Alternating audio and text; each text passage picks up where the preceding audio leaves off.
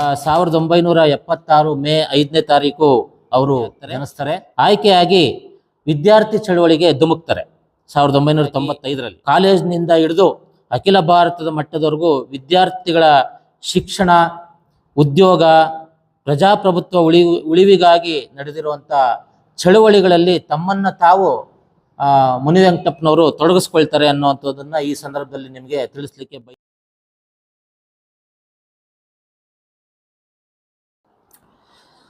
ಸ್ನೇಹಿತರೆ, ಇವತ್ತು ದೊಡ್ಡಬಳ್ಳಾಪುರ ಮಾರ್ಕ್ಸ್ವಾದಿ ಕಮ್ಯುನಿಸ್ಟ್ ಪಕ್ಷ ಸಮಿತಿಯ ವತಿಯಿಂದ ನಾವಿಲ್ಲಿ ದಿನಾಂಕ 3ನೇ ತಾರೀಕು ಚಿಕ್ಕಬಳ್ಳಾಪುರ ಲೋಕಸಭಾ ಕ್ಷೇತ್ರದಲ್ಲಿ CPM ಪಕ್ಷದ ಅಭ್ಯರ್ಥಿ ಕಾಮ್ರೇಡ್ MP ಮುನಿವೆಂಕಟಪ್ಪ ಇವರು ಸ್ಪರ್ಧೆ ಮಾಡ್ತಾ ಇದ್ದಾರೆ. CPM ಪಕ್ಷವನ್ನು ಪ್ರತಿನಿಧಿಸಿ ಅವರ ಪರಿಚಯವನ್ನು ಮಾಡಲಿಕ್ಕೆ ಮೊದಲನೇದಾಗಿ ಬಯಸ್ತೀನಿ. ಮತ್ತು ಅದಕ್ಕೂ ಮುಂಚಿತವಾಗಿ CPM ಪಕ್ಷದ ಅಭ್ಯರ್ಥಿಯಾದಂಥ ಕಾಮ್ರೇಡ್ MP ಮುನಿವೆಂಕಟಪ್ಪನವರು ಅತ್ಯಂತ ದುಡಿಯುವ ಜನರ ಪರವಾಗಿ, ರೈತ ಕಾರ್ಮಿಕರ ಪರವಾದಂಥ ಒಂದು ಕಾಳಜಿ ಇಟ್ಕೊಂಡು ಕೆಲಸ ಮಾಡ್ತಾ ಇರುವಂಥವರು. ಅವರು ಒಂದು ನಾಮಪತ್ರವನ್ನು ಇದೇ 3ನೇ ತಾರೀಕು ಸಲ್ಲಿಸ್ತಾ ಇದ್ದಾರೆ. ಎಲ್ಲ ಈ ಚಿಕ್ಕಬಳ್ಳಾಪುರ ಲೋಕಸಭಾ ಕ್ಷೇತ್ರದ ವ್ಯಾಪ್ತಿಯಲ್ಲಿ ಬರುವಂಥ ಎಲ್ಲ CPM ಪಕ್ಷದ ಸದಸ್ಯರು, ಹಿತೈಷಿಗಳು ಮತ್ತು ಎಲ್ಲ ದುಡಿಯುವ ವರ್ಗದ ಜನ, ಕಾರ್ಮಿಕರು, ರೈತರು, ವಿದ್ಯಾರ್ಥಿ, ಯುವಜನ, ಮಹಿಳೆಯರು ಈ ಒಂದು ನಾಮಪತ್ರ ಸಲ್ಲಿಕೆ ಮಾಡುವಂಥ ಈ ಕಾರ್ಯಕ್ರಮದಲ್ಲಿ ಎಲ್ಲರೂ ಪಾಲ್ಗೊಳ್ಬೇಕು. ಪಾಲ್ಗೊಂಡು ನಿಜ ದುಡಿಯುವ ಜನರ ಧ್ವನಿಯಾಗಿರುವಂಥ ಕಾಮ್ರೇಡ್ MP ಮುನಿವೆಂಕಟಪ್ಪನವರನ್ನು ಜಯಶೀಲರನ್ನಾಗಿ ಮಾಡಬೇಕು ಅಂತೇಳಿ ಈ ಮೂಲಕ ಮೊದಲನೇದಾಗಿ ಕೇಳಲಿಕ್ಕೆ ಬಯಸ್ತೀನಿ. ಯಾರು ಈ MP ಮುನಿವೆಂಕಟಪ್ಪ ಅನ್ನುವಂಥದ್ದನ್ನು ಸ್ವಲ್ಪ ಸಂಕ್ಷಿಪ್ತವಾಗಿ ಪರಿಚಯ ಮಾಡಲಿಕ್ಕೆ ನಾನು ಬಯಸ್ತೀನಿ ಬಂಧುಗಳೇ. ಬಹಳ ಮುಖ್ಯವಾಗಿ 1976 ಮೇ 5ನೇ ತಾರೀಕು ಅವರು ಜನಿಸ್ತಾರೆ.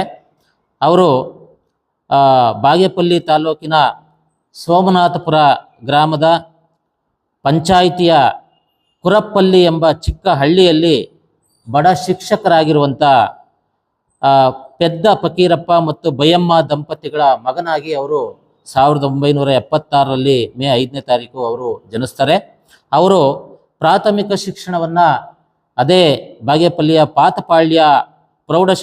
ಪಾತಪಾಳ್ಯದಲ್ಲಿ ನಡೆಸ್ತಾರೆ. ಮತ್ತು ಪ್ರೌಢ ಶಿಕ್ಷಣವನ್ನು ಮತ್ತು ಕಾಲೇಜು ಶಿಕ್ಷಣವನ್ನು ಬಾಗೇಪಲ್ಲಿ ಜೂನಿಯರ್ ಕಾಲೇಜ್ನಲ್ಲಿ ನಡೆಸ್ತಾರೆ. ಮತ್ತು ಬಾಗೇಪಲ್ಲಿ ನ್ಯಾಷನಲ್ ಕಾಲೇಜ್ನಲ್ಲಿ ಅವರು ಓದನ್ನು ಮುಂದುವರಿಸ್ತಾರೆ ಅನ್ನುವಂಥದ್ದನ್ನು ನಿಮ್ಮ ಗಮನಕ್ಕೆ ತರಲಿಕ್ಕೆ ಬಯಸ್ತೀನಿ. ಹಾಗೆಯೇ ಅವರು 1995ರಲ್ಲಿ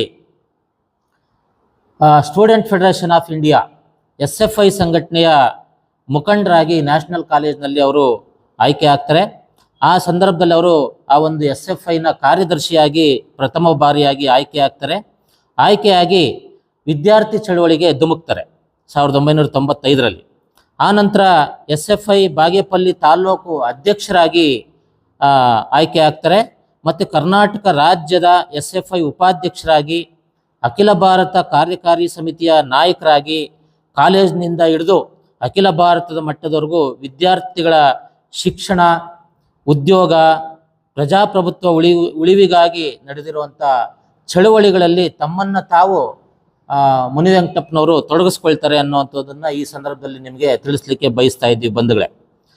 ಜೊತೆಗೆ 2002ರಲ್ಲಿ ಒಂದು ದೊಡ್ಡ ಹೋರಾಟ ಪ್ರಾರಂಭ ಆಗ್ತದೆ. ಅದೇನು ಅಂತಂದರೆ, ಈ ಸರ್ಕಾರಿ ಶಾಲೆಗಳಲ್ಲಿ ಯಾರು ವ್ಯಾಸಂಗ ಮಾಡ್ತಾ ಇರ್ತಾರೆ ಮಕ್ಕಳು, ಅವರಿಗೆ ಮಧ್ಯಾಹ್ನದ ಬಿಸಿ ಊಟ ಕೊಡಬೇಕು ಅಂತೇಳಿ ಒಂದು ತೀವ್ರವಾದಂಥ ಹೋರಾಟವನ್ನು ಹುಟ್ಟಾಕಲಿಕ್ಕೆ ಪ್ರಮುಖರಲ್ಲಿ ಮುನಿವೆಂಕಟಪ್ಪನವರು ಒಬ್ಬರು ಅಂತ ಹೇಳಲಿಕ್ಕೆ ನಾವು ಈ ಸಂದರ್ಭದಲ್ಲಿ ಇಚ್ಛೆ ಪಡ್ತಾ ಇದ್ದೀವಿ. ಸುಪ್ರೀಂ ಕೋರ್ಟ್ ಒಂದು ತೀರ್ಮಾನವನ್ನು ಮಾಡ್ತದೆ. ಏನು ಅಂತಂದರೆ, ಈ ಮಧ್ಯಾಹ್ನದ ಬಿಸಿ ಊಟ ವ್ಯವಸ್ಥೆ ಜಾರಿ ಮಾಡಬೇಕು ಅಂತೇಳಿ ಸುಪ್ರೀಂ ಕೋರ್ಟ್ ಆ ಸಂದರ್ಭದಲ್ಲಿ ತೀರ್ಮಾನ ಕೊಡ್ತದೆ. ಆ ಸುಪ್ರೀಂ ಕೋರ್ಟ್ ತೀರ್ಮಾನವನ್ನು ಎತ್ತಿ ಹಿಡಿದು ಅದು ಜಾರಿಗೆ ಬರಬೇಕು ಅಂತೇಳಿ SFI ನೇತೃತ್ವದ ಹೋರಾಟಕ್ಕೆ ಮುಂಚೂಣಿ ನಾಯಕರಾಗಿ ಮುನಿವೆಂಕಟಪ್ಪನವರು ನಿಲ್ತಾರೆ ಅನ್ನುವಂಥದ್ದನ್ನು ಈ ಸಂದರ್ಭದಲ್ಲಿ ಹೇಳಲಿಕ್ಕೆ ಬಯಸ್ತೀವಿ. ಮತ್ತು ಇಡೀ ರಾಜ್ಯಾದ್ಯಂತ ಹೋರಾಟವನ್ನು ತೆಗೆದುಕೊಂಡೋಗಿ ಬಿಸಿ ಊಟ ಆ ಯೋಜನೆ ಜಾರಿ ಆಗಲಿಕ್ಕೋಸ್ಕರ ಕೋಲಾರ, ಅಂದರೆ ಆವಾಗ ಅವಿಭಜಿತ ಕೋಲಾರ ಜಿಲ್ಲೆ ಆಗಿತ್ತು, ಕೋಲಾರ, ಬೆಂಗಳೂರು ವ್ಯಾಪ್ತಿಯಲ್ಲಿ ನಡೆದಂಥ ವಿದ್ಯಾರ್ಥಿಗಳ ಹೋರಾಟದಲ್ಲಿ ದೊಡ್ಡ ಒಂದು ಚಳವಳಿ ನಡೆದಂಥ ಸಂದರ್ಭದಲ್ಲಿ ಪೊಲೀಸ್ ಲಾಠಿ ಚಾರ್ಜನ್ನು ಎದುರಿಸ್ತಾರೆ ಅನ್ನುವಂಥದ್ದನ್ನು ನಾವು ಈ ಸಂದರ್ಭದಲ್ಲಿ ಹೇಳಬೇಕಾಗ್ತದೆ. ಆ ಸಂದರ್ಭದಲ್ಲಿ ಅವರಿಗೆ ಒಂದು 3 ಕೇಸುಗಳು ಸಹ ಬೀಳ್ತವೆ.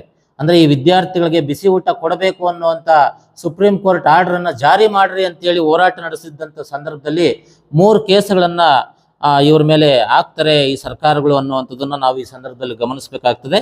ಜೊತೆಗೆ ಆ ಲಾಠಿ ಪ್ರಹಾರದ ಸಂದರ್ಭದಲ್ಲಿ ಅವರ ಕೈಯನ್ನು ಸಹ ಮುರ್ಕೊಳ್ತಾರೆ ಅನ್ನೋದನ್ನ ಈ ಸಂದರ್ಭದಲ್ಲಿ ನಾವು ಜ್ಞಾಪಿಸ್ಕೊಳ್ಬೇಕು ಅನ್ನುವಂಥದ್ದು.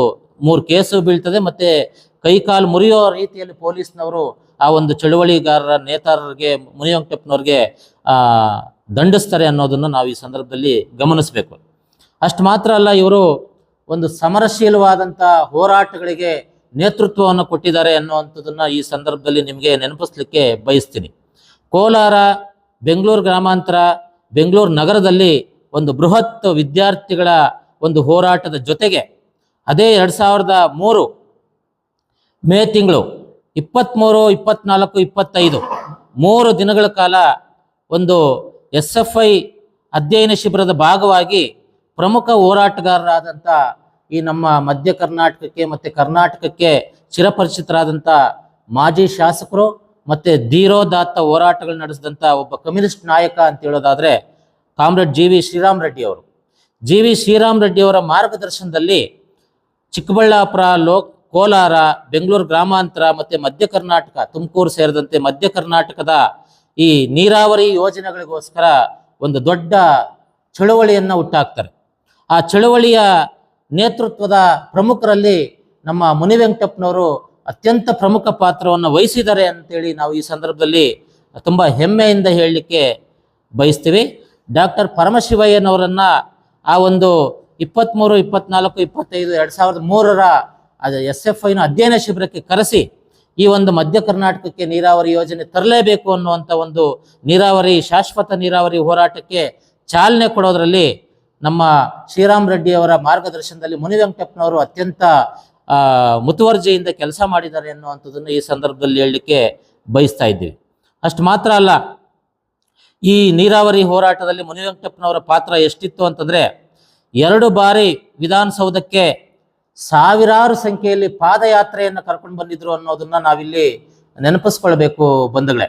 ಯಾಕೆ ಅಂತಂದರೆ ಬಾಗೇಪಲ್ಲಿ ತಾಲೂಕಿನ 16,000 ರೈತರನ್ನ, ಕಾರ್ಮಿಕರನ್ನ ಪಾದಯಾತ್ರೆಗಳ ಮೂಲಕ ಬೆಂಗಳೂರಿಗೆ ಕರ್ಕೊಂಡು ಬರ್ತಾರೆ ಅಂತಂದರೆ ಆ ಒಂದು ನೇತೃತ್ವವನ್ನು ಶ್ರೀರಾಮ್ ರೆಡ್ಡಿ ಅವರು ವಹಿಸ್ಕೊಂಡು ನಡೆಸ್ಕೊಡ್ತಾರೆ.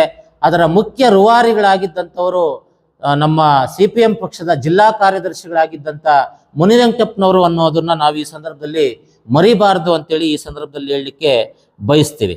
ಮತ್ತು ಈ ಚಿಕ್ಕಬಳ್ಳಾಪುರ, ಕೋಲಾರ, ಬೆಂಗಳೂರು ಗ್ರಾಮಾಂತರ ಜಿಲ್ಲೆಗಳಲ್ಲಿ ಯುವಜನರಿಗೆ ಉದ್ಯೋಗಾವಕಾಶಗಳಿಗಾಗಿ ಕೃಷಿ ಆಧಾರಿತ ಕೈಗಾರಿಕೆಗಳ ಒಂದು ಸ್ಥಾಪನೆ ಆಗಬೇಕು ಅಂತೇಳಿ ಒಂದು ನಿರಂತರವಾದಂಥ ಹೋರಾಟಗಳನ್ನು ಮುನ್ನಡೆಸ್ತಾರೆ. ಅದಕ್ಕೆ ನಾಯಕತ್ವವನ್ನು ನಮ್ಮ ಮುನಿವೆಂಕಟಪ್ಪನವರು ನೀಡಿದ್ದಾರೆ ಅಂತೇಳಿ ಈ ಸಂದರ್ಭದಲ್ಲಿ ಹೇಳಲಿಕ್ಕೆ ಬಯಸ್ತೀವಿ. 1998ರಲ್ಲಿ CPM ಪಕ್ಷದ ಸದಸ್ಯರಾದಂಥ ನಮ್ಮ ಕಾಮ್ರೇಡ್ ಮುನಿವೆಂಕಟಪ್ಪನವರು CPM ಪಕ್ಷದ ಬಾಗೇಪಲ್ಲಿ ತಾಲೂಕು ಮುಖಂಡರಾಗಿ, ನಂತರ ಚಿಕ್ಕಬಳ್ಳಾಪುರ ಜಿಲ್ಲೆಯ ಕಾರ್ಯದರ್ಶಿಗಳಾಗಿ, ಮತ್ತು CPM ಪಕ್ಷದ ಕರ್ನಾಟಕ ರಾಜ್ಯ ಸಮಿತಿಯ ಕಾರ್ಯದರ್ಶಿ ಮಂಡಳಿ ಸದಸ್ಯರಾಗಿ ಅವರ ಕೆಲಸವನ್ನು ನಾವಿಲ್ಲಿ ನೆನಪಿಸ್ಕೊಳ್ಬೇಕು. ಯುವಜನರು, ವಿದ್ಯಾರ್ಥಿಗಳ ಸಮಸ್ಯೆಗಳ ಪರಿಹಾರಕ್ಕೋಸ್ಕರ ಅವರು ಸಾಕಷ್ಟು ಅಹರ್ನಿಶ ದುಡಿದಿದ್ದಾರೆ ಅನ್ನುವಂಥದ್ದನ್ನು ನಾವಿಲ್ಲಿ ನೆನಪಿಸ್ಕೋಬೇಕು. ನಿರಂತರ ಹೋರಾಟಗಳಲ್ಲಿ ಅವರು CPM ಪಕ್ಷದ ಪೂರ್ಣಾವಧಿ ಕಾರ್ಯಕರ್ತರು ಅನ್ನೋದನ್ನು ನಾವಿಲ್ಲಿ ಸ್ವಲ್ಪ ನೆನಪಿಸ್ಕೊಳ್ಬೇಕು ಅಂತ ಹೇಳಲಿಕ್ಕೆ ಬಯಸ್ತೀವಿ. ಯಾಕೆ ಈ ಮಾತನ್ನು ಹೇಳಲಿಕ್ಕೆ ಬಯಸ್ತೀವಿ ಅಂತಂದರೆ, ಇವತ್ತು ಬಂಡವಾಳಶಾಹಿ ಪಕ್ಷಗಳು, ಅದು ಕಾಂಗ್ರೆಸ್ ಇರ್ಬೋದು, BJP ಇರ್ಬೋದು, JDS ಇರ್ಬೋದು, ದೇಶದ ಇತರೆ ಬಂಡವಾಳಶಾಹಿ ಪಕ್ಷಗಳು ತಮ್ಮ ಪ್ರತಿನಿಧಿಗಳನ್ನು ಯಾವ ರೀತಿ ಆಯ್ಕೆ ಮಾಡ್ತಾರೆ ಅಂತಂದರೆ, ಅವರ ಹತ್ರ ಎಷ್ಟು ಕೋಟಿ ಆಸ್ತಿ ಇದೆ, ಅವರಿಗೆ ಎಷ್ಟು ಜಮೀನಿದೆ ಅನ್ನುವಂಥ ಆಧಾರದಲ್ಲಿ, ಮತ್ತು ಅವರು ಯಾವ ಜಾತಿ, ಯಾವ ಕೋಮಿಗೆ ಸೇರಿದವರು, ಯಾವ ಧರ್ಮಕ್ಕೆ ಸೇರಿದವರು ಅನ್ನೋದನ್ನ ಒಂದು ಮಾನದಂಡವಾಗಿ ಇಟ್ಕೊಂಡಿದ್ದಾರೆ ಇವತ್ತಿನ ಚುನಾವಣೆ ವ್ಯವಸ್ಥೆಯಲ್ಲಿ ಬಂಡವಾಳಶಾಹಿ ಪಕ್ಷಗಳು. ಆದರೆ ಇವತ್ತಿಗೂ ಸಹ CPM ಪಕ್ಷ ಸ್ವತಂತ್ರ ಹೋರಾಟಗಾರರ ಭಗತ್ ಸಿಂಗ್ ಅಂತ, ಮಹಾತ್ಮ ಗಾಂಧಿ ಅಂತ, ಸುಭಾಷ್ ಚಂದ್ರ ಬೋಸ್ ಅಂತ, ಹರಿಕಿಶನ್ ಸಿಂಗ್ ಸೂರ್ಜಿತ್ ಅಂತಹ ಸ್ವತಂತ್ರ ಹೋರಾಟಗಾರರ ಆಶಯಗಳನ್ನು ಇಟ್ಕೊಂಡಿರುವಂಥ CPM ಪಕ್ಷ ಇವತ್ತಿಗೂ ಸಹ ಅವರು ಯಾವ ಜಾತಿ ಯಾವ ಧರ್ಮಕ್ಕೆ ಸೇರಿದಂಥವರು ಮತ್ತು ಅವರಿಗೆ ಎಷ್ಟು ಆಸ್ತಿ ಇದೆ, ಎಷ್ಟು ಬಿಲ್ಡಿಂಗ್ ಇದೆ, ಎಷ್ಟು ಕಾರ್ ಇದೆ ಅಂತ ನಾವು ಯಾವತ್ತೂ ಸಹ ಗಮನಿಸೋದಿಲ್ಲ. ನಾವು ಪ್ರತಿನಿಧಿಗಳನ್ನು ಅಂದರೆ CPM ಪಕ್ಷದ ಅಭ್ಯರ್ಥಿಗಳನ್ನು ಆಯ್ಕೆ ಮಾಡೋದು ಯಾವ ರೀತಿ ಅಂತಂದರೆ, ಅದು ಸ್ಥಳೀಯ ಸಂಸ್ಥೆಗಳಿರ್ಬೋದು, ವಿಧಾನಸಭೆ ಇರ್ಬೋದು, ಪಾರ್ಲಿಮೆಂಟ್ಗಿರ್ಬೋದು, ಯಾವುದೇ ಒಂದು ಚುನಾವಣೆಗೆ CPM ಪಕ್ಷ ಅಭ್ಯರ್ಥಿನ ಆಯ್ಕೆ ಮಾಡೋದು ಯಾವ ಮಾನದಂಡ ಅಂತಂದರೆ, ಅವರು ಎಷ್ಟು ಹೋರಾಟಗಳಲ್ಲಿ ತೊಡಗಿಸ್ಕೊಂಡಿದ್ದಾರೆ, ಅವರು ಎಷ್ಟು ಚಳುವಳಿಗಳನ್ನು ಕಟ್ಟಿದ್ದಾರೆ, ರೈತರು, ಕಾರ್ಮಿಕರು, ವಿದ್ಯಾರ್ಥಿ, ಯುವಜನ, ಮಹಿಳೆಯರ ಪರವಾದಂಥ ಧ್ವನಿಯಾಗಿ ಕೆಲಸ ಮಾಡ್ತಾ ಇದ್ದಾರಾ ಇಲ್ವಾ, ಈ ರೀತಿಯ ಒಂದು ಮಾನದಂಡವನ್ನು ನಾವು ಇಟ್ಕೊಳ್ತೀವಿ ಹೊರತು ಅವರ ಆಸ್ತಿ, ಜಾತಿ, ಧರ್ಮವನ್ನು ನಾವು ಗಮನದಲ್ಲಿ ಇಟ್ಕೊಳ್ಳೋದಲ್ಲ. ಈಗಲೂ ಸಹ CPM ಪಕ್ಷದ ಚಿಕ್ಕಬಳ್ಳಾಪುರ ಲೋಕಸಭಾ ಕ್ಷೇತ್ರದ ಅಭ್ಯರ್ಥಿಯಾಗಿರುವಂಥ ಕಾಮ್ರೇಡ್ MP ಮುನಿವೆಂಕಟಪ್ಪನವರು ಯಾವುದೇ ಒಂದು ಆಸ್ತಿಯ ಹಿನ್ನೆಲೆ ನೋಡಿ ಅಥವಾ ಧರ್ಮದ ಜಾತಿಯ ಹಿನ್ನೆಲೆ ನೋಡಿ ಅವರನ್ನು ಆಯ್ಕೆ ಮಾಡಿಲ್ಲ.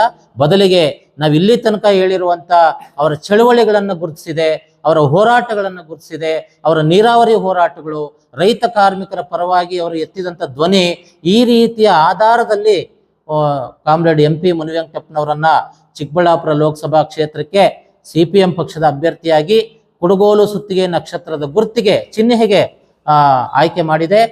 ಇದೇ 3ನೇ ತಾರೀಕು ಅವರನ್ನ ಅಭ್ಯರ್ಥಿಯಾಗಿ ನಾಮಪತ್ರ ಸಲ್ಲಿಸೋರಿದ್ದಾರೆ. ಆ ನಾಮಪತ್ರ ಸಲ್ಲಿಸುವಂತ ಸಂದರ್ಭದಲ್ಲಿ ತಾವೆಲ್ಲರೂ ಸಹ ಹಾಜರಿದ್ದು ಈ ಒಂದು ಕಾರ್ಯಕ್ರಮವನ್ನು ಯಶಸ್ವಿ ಮಾಡ್ತೀರಿ ಅಂತ ಒಂದು ವಿಶ್ವಾಸದೊಂದಿಗೆ ನನ್ನ ಮಾತನ್ನು ಮುಗಿಸ್ತಾ ಇದ್ದೀನಿ. ನಮಸ್ಕಾರ.